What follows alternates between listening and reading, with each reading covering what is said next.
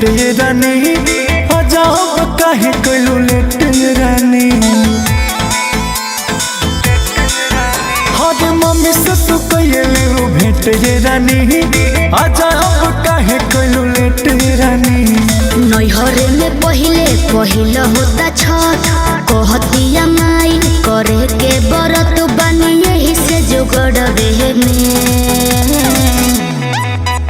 असुरख दे दे के विचार राजा जी हमार आजा नई हरवे में असुरख दे दे के विचार राजा जी हमार आजा नई हरवे में।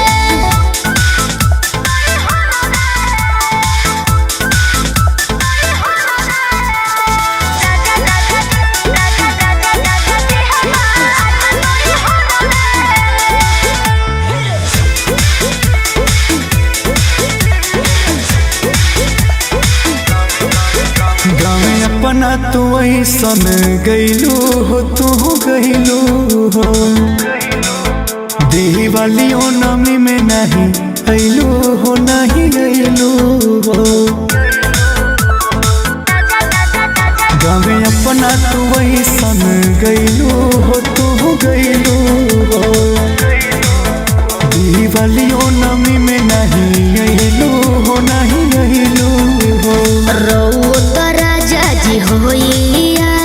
ससुरा से आइल बानी साल भर के बाद रहे रहुए घरवे में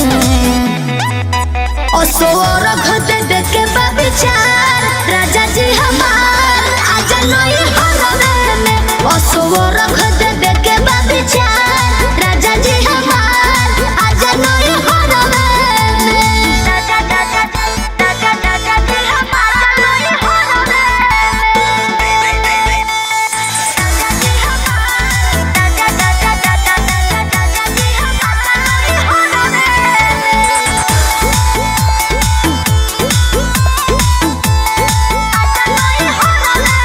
ठीक बापू जानिक से बीतैहा हो तू बीतैहा हो बाकी छठ के बिहान चली अइहा हो चली अइहा हो।